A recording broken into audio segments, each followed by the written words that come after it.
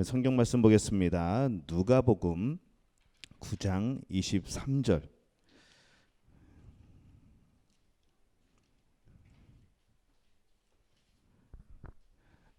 신약성경 누가복음 9장 23절 말씀입니다.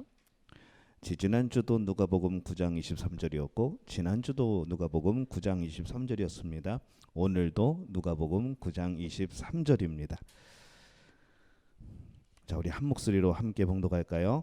또 무리에게 이르되 아무든지 나를 따라오려거든 자기를 부인하고 날마다 제 십자가를 지고 나를 따를 것이니라. 아멘. 하나님의 은혜가 여러분과 함께 할 줄로 믿습니다.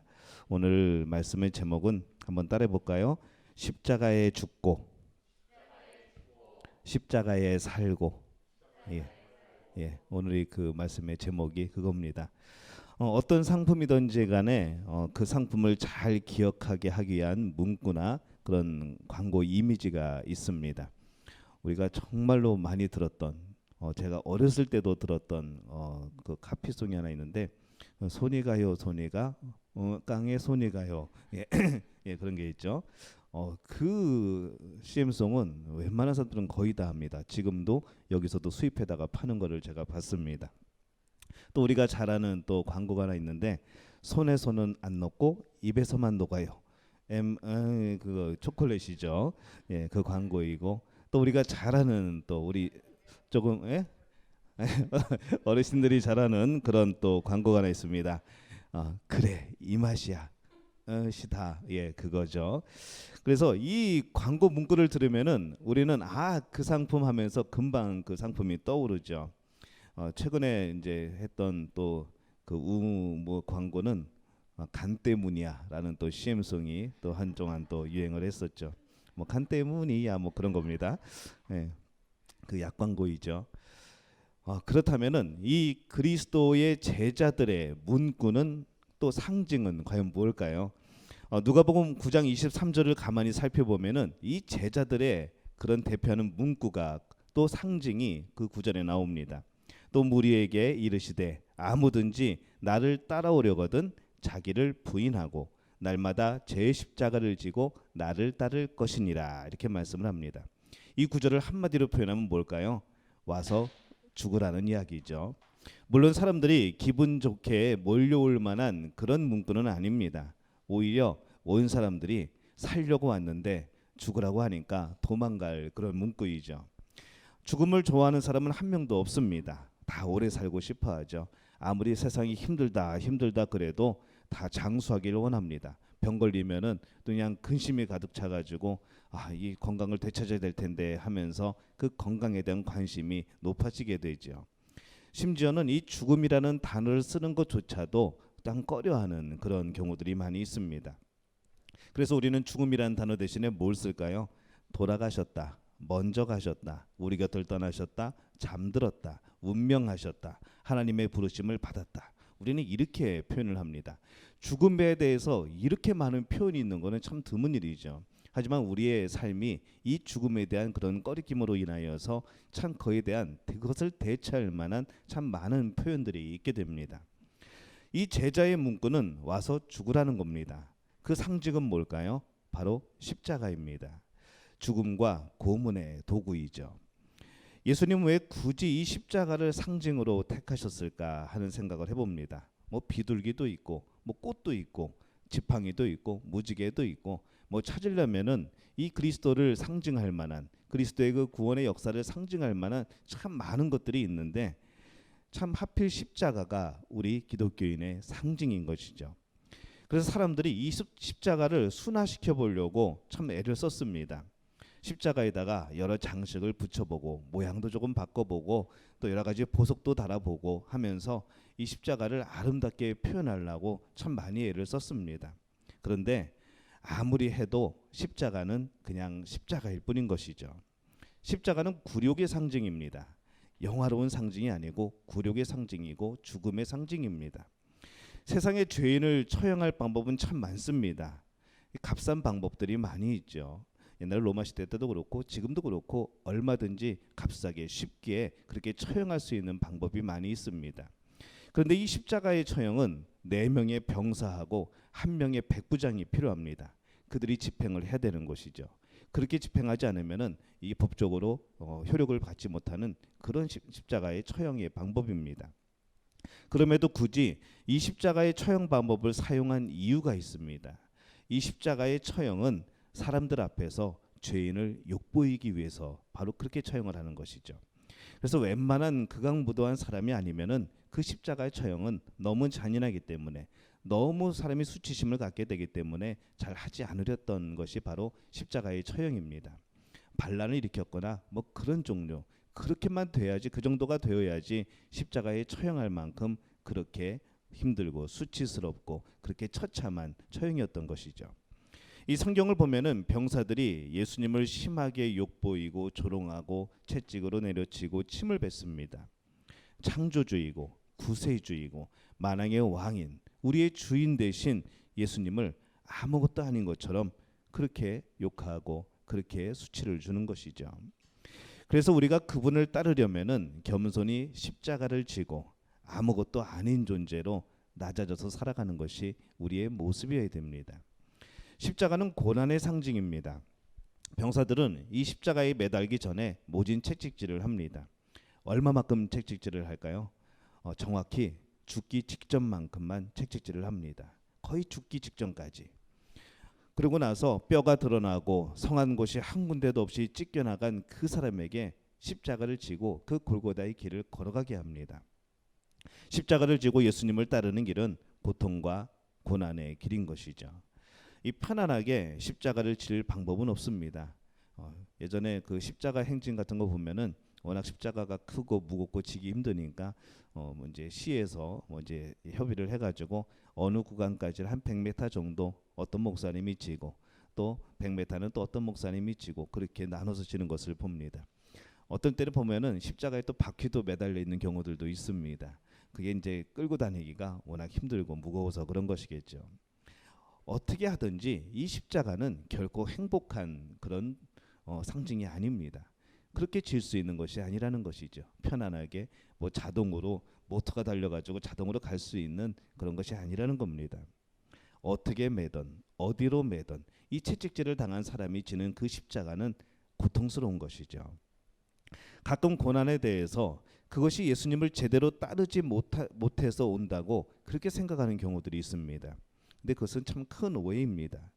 많은 하나님의 아들 예수 그리스도를 따르는 그런 사람들이 정말로 고통을 당하고 조롱을 당하고 핍박을 당하죠. 어쩌면 우리는 그렇게 생각할지 모릅니다. 예수님을 따른다고 한다면은 만사가 순조롭게 되지 않는가? 만사가 형통하게 되어야 되지 않겠는가? 왜 어려움을 당하고 왜 뭔가가 잘못되고 그렇게 되는가? 혹시 예수님을 잘못 믿은 것 아닌가? 예수님을 제대로 따르지 못해서 그런 것 아닌가? 우리는 그런 생각이 들 때가 있습니다. 근데 성경은 그렇게 말씀하지 않습니다. 예수님을 따르기로 결심하는 것은 때로는 참을 수 없으리만큼 고통스러운 십자가를 감내하기로 결정하는 것과 마찬가지라는 것이죠.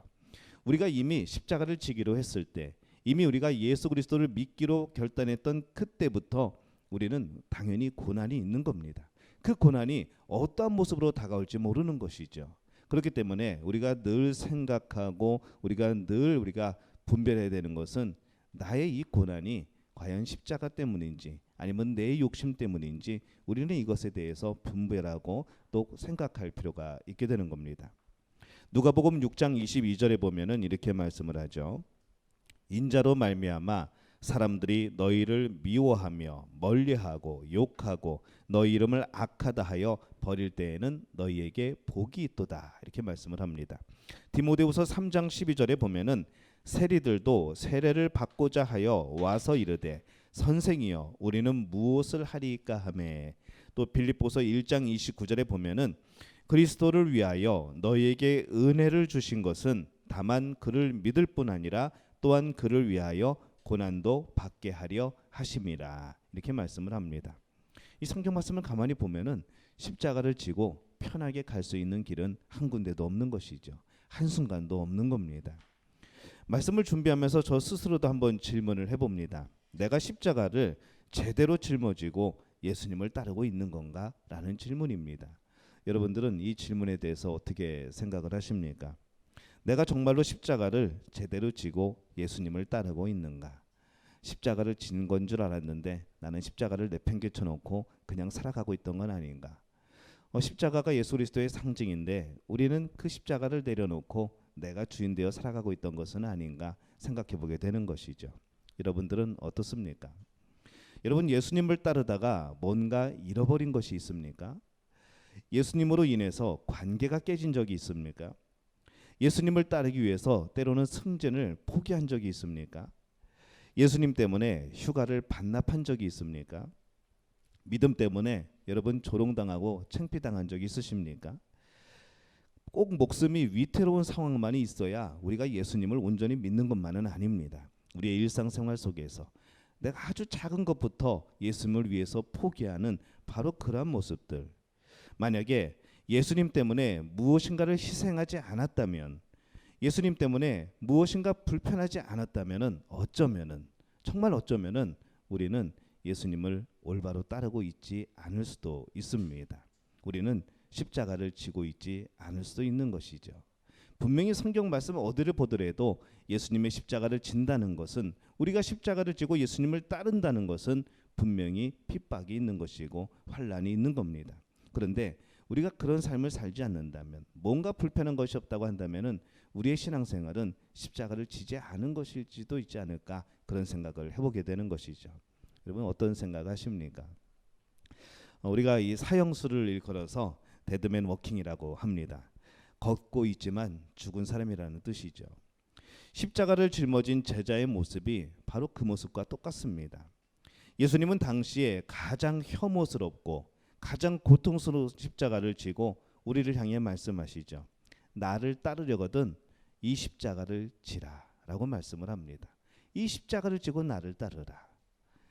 예수님이 십자가 지고 가실 때에 제자들 거의 다 도망갔죠. 멀찌감치 몰래 쳐다보는 제자도 있었을 겁니다. 하지만 대부분 다 도망갔습니다. 왜 그럴까요? 그 십자가를 나도 질까봐. 그렇게 예수님을 따라다니고 예수님의 이야기를 듣고 그 하나님 나라에 대한 소망을 품고 그렇게 이제 잘 살아보겠다고, 이제 예수님을 따르겠다고 호언장담했던 그 제자들이 전부 다 도망하고 맙니다. 왜냐하면 그 십자가의 고통이라는 것은, 그 십자가의 어려움이라는 것은 참 힘든 것을 그들이 알기 때문인 것이죠. 예수님은 나를 따르려면은 자기 십자가를 지고 그 자신에 대해서 부인하고 죽어야 한다라고 말씀을 합니다.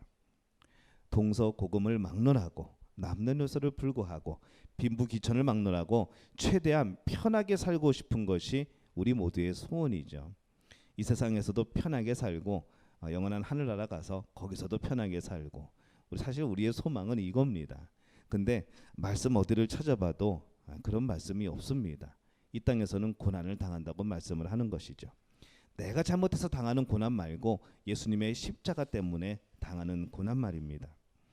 천성적으로 우리는 십자가보다는 편안함을 추구하는 존재들입니다. 그래서 사람들이 예수님을 따르는 것은 좋지만은, 그런 것은 동의하지만은 요한복음 3장 16절에 그 말씀을 고백하면서 나도 그렇게 구원받고 영생 얻고 싶다고 말하지만은 오늘 말씀 누가복음 9장 23절에 대해서는 망설여합니다. 똑같은 예수님의 말씀인데, 똑같이 우리를 구원하시고 우리를 복 주시는 말씀인데, 우리가 이 누가복음 9장 23절에 대해서만큼은 자꾸 망설여지게 되는 것이죠. 예수님은 제자를 부르실 때에 제 십자가를 지고라고 말씀을 합니다. 자기 십자가를 지고. 여기에서 이 지다라는 것은 여러분 강요가 아닙니다. 선택입니다. 내가 예수님을 위해 십자가를 지는 겁니다. 나에게 강제로 십자가를 지게 하지 않으셨습니다. 물어보시는 거죠. 자기 십자가를 지고 나를 따르라. 어떡할래? 라고 물어보시는 것이죠. 여러분 대가가 필요한 겁니다. 대가에 대한 계산이 필요한 것이죠. 여러분은 그럼에도 불구하고 오늘 예수 그리스도의 십자가를 지기로 작정한 사람들입니다. 그런데 그렇게 작정해놓고 우리의 마음은 어떨까요? 우리의 삶은 어떨까요? 그 십자가를 자꾸 내려놓으려고 합니다. 힘들다고, 어렵다고, 무겁다고, 아프다고, 십자가를 맨 그 어깨가 너무나도 상처나고 힘들다고 우리는 자꾸 십자가를 밀쳐내는 삶을 살고 있지는 않은가 오늘 돌이켜보게 됩니다. 예수 그리스도의 십자가는 억지로 지는 십자가가 아닙니다. 내가 원해서 지는 십자가입니다. 예수님의 그 사랑이 너무 고마워서, 하나님이 우리를 향한 그 사랑이 너무 감사해서 그 십자가를 내가 원해서, 자원해서 지는 겁니다. 예수님은 제 십자가를 지고 자기 십자가를 지고라고 말씀을 하십니다. 그런데 바로 그 앞에 중요한 단어가 하나 있습니다. 십자가를 지는데 어떻게 져야 되는가? 날마다, 날마다라는 단어가 있네요.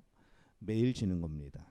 날마다 자기 십자가를 지고 매일마다 자기 십자가를 지고 예수님을 따르는 것이 우리 믿는 사람들의 삶이라는 겁니다. 기독교의 문구는 그래서 뭘까요? 매일 죽자는 것이죠. 매일 죽으라는 겁니다. 상징은 뭘까요? 그 죽음의 십자가입니다. 그런데 언제 죽어야 될까요? 언제부터 자기를 부인해야 될까요? 우리의 죽음은 매일매일 바로 지금부터가 시작인 겁니다. 날마다 우리는 자신에 대해서 죽고 그리스도를 위해서 살겠노라고 결심하는 사람들인 것이죠. 한 차례 결심이 아니고 매일같이 결심해야 되는 삶입니다. 아침에 나는 오늘 십자가를 지고 예수님을 따른다 하면서 하루를 시작하는 것이고, 오늘 하루 예수님의 십자가를 지게 해주셔서 감사합니다라고 잠드는 것이 우리의 삶이어야 된다는 것이죠. 매일의 결심이 필요한 겁니다. 이 구원의 순간은 우리의 일생에서 가장 중요한 시간입니다. 하지만 예수님을 따르는 이것은 한 차례의 결심이 아니라는 것이죠. 예수님을 만나고 거듭나는 것, 그거는 순간의 경험입니다. 예수님께서 우리를 만나 주시는 그 순간은 우리들 모두가 이 찰나의 경험인 것이죠. 하지만 우리가 예수님을 따르기 시작하는 그 삶은 매일매일의 결단이 되어야 되는 겁니다. 너희의 구원을 이루라라고 말씀을 하셨죠. 너희의 구원을 이루라. 매일매일 그 구원을 이루어가는 겁니다. 우리에게 주신 구원은 한 번의 구원으로 이루어지지만은 우리 날마다 매일매일 결단하면서 그 십자가를 지고 예수님을 따라가는 것이죠. 자기를 부인하는 것이 이렇게 어렵습니다. 매일마다 내 자신을 부인해야 되는 겁니다. 예수님 앞으로 나가려고 하는 마음, 하나님보다 앞서 나가려고 하는 마음, 예수님의 마음이 어떤지, 하나님의 마음이 어떤지 관심 없고 내가 하고 싶은 대로 하려는 그 마음을 부둥켜 안고 붙잡고 매일 나를 죽이는 싸움, 바로 그것이 우리 십자가를 지는 사람들의, 예수님의 제자들의 삶이라는 것을 여러분 기억하시기를 바랍니다. 매일매일 제자가 되기 위해서 노력하는 삶, 그것이 필요한 것은 내 자아를 죽이는 겁니다. 언제든지 우리는 내 자아가 나타날 수 있는 것이죠. 바울이 매일매일을 그렇게 살았습니다. 고린도전서 15장 31절에 보면은 그가 이렇게 고백을 합니다. 형제들아, 내가 그리스도 예수 우리 주 안에서 가진 바 너희에게 대한 나의 자랑을 두고 단언하노니 나는 날마다 죽노라 라고 말씀을 합니다. 이렇게 고백을 하는 것이죠. 나는 날마다 죽노라. 날마다 기쁨 가운데 살면서, 날마다 소망 가운데 살면서, 날마다 예수님을 증거하면서 그 즐거움이 있으면서 바울의 고백은 이것이죠. 나는 날마다 죽노라. 어떤 죽음일까요? 내 자아를 죽이는 죽음입니다. 예수님보다 앞서 나가려고 하는 것을 붙잡는 죽음인 것이죠. 여러분, 아침마다 우리는 주의 은혜로 십자가를 지고 죽는 삶을 시작해야 됩니다. 매일 아침 예수님 앞에서 내 자신을 내려놓아야 합니다. 이것이 누가복음 9장 23절에서 말씀하는 예수님의 제자로의 초대인 것이죠. 여러분의 가정의 십자가는 어디에 걸려 있습니까? 이게 설교 준비하면서 생각해봤는데 그 욕실에 있는 세면대 앞에 있는 그 거울에다가 하나 붙여놓으면 어떨까 싶습니다. 세수하면서 고개 들고 오늘도 저는 죽으렵니다. 그리고 하루를 시작하는 것이죠. 그리고 집에 돌아와서 이제 양치질하고 샤워하고 거울 앞에서 오늘도 잘 죽었습니다, 예수님. 그렇게 살아가는 것이죠. 정말 우리가 이렇게 농담처럼 이야기하지만은 우리는 그 삶이 필요한 겁니다. 내 자아를 죽이지 않으면, 내 욕심을 죽이지 않으면 우리는 얼마다 하루에도 몇 번씩이나, 어쩌면 몇십 번씩이나 예수님을 부인하게 될 줄 모르는 것이죠. 예수님의 제자로의 초대. 그런데 놀라운 말씀이 있습니다. 그럼 우리는 날마다 죽고 끝나는 것인가? 근데 이 죽음 가운데 하나님의 은혜가 있습니다. 누가복음 9장 23절만 읽었는데 24절에 보니까 그러면 그렇죠. 예수님은 우리에게 또 좋은 소식을 들려주시죠. 누가복음 9장 24절입니다. 누구든지 제 목숨을 구원하고자 하면 잃을 것이요 누구든지 나를 위하여 제 목숨을 잃으면 구원하리라. 드디어 살 방법이 생겼습니다.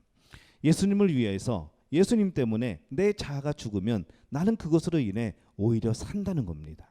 그것이 우리에게 주신 복인 것이죠. 예수와 함께 죽고 예수와 함께 살고, 이것이 우리에게 주신 바로 하나님의 놀라운 복입니다. 여러분, 오늘도 예수님과 함께 사셨습니까? 예수님 때문에 죽으셨습니까? 내일 우리는 예수님 때문에 또 죽을 겁니다. 또 예수님 때문에 또 살아갈 겁니다. 우리는 날마다 이렇게 살아가는 것이죠. 우리가 이 땅에서 진정으로 하나님이 정하신 그때가 되어서 죽은 이후에 그 다음에는 영원히 사는 겁니다. 우리는 그것을 소망하고 있지 않습니까? 그러기 위해서 오늘 우리가 내 자아를 죽일 필요가 있는 것이죠. 자기를 부인할 때, 자아가 죽을 때에 진정한 생명이 주어집니다. 조금 어려움이 닥쳤다고 하나님을 원망하고 신앙을 저버리는 사람들이, 예수님 때문에 손해봤다고 예수님을 원망하는 사람들이, 이 십자가의 복음이 너희들에게는 필요치 않다고, 너희들은 그 고난에 갈 필요 없다고 자녀들 앞에서 애써 십자가를 감추는 그런 사람들이, 어떻게 내가 죽어야 비로소 내가 산다는 이 예수님의 누가복음 9장 24절의 말씀을 이해할 수 있겠습니까? 어떻게 그것에 대해서 아멘이라고 말할 수 있겠습니까? 그래서 바울은 고린도전서 1장 18절에서 이렇게 말씀을 합니다.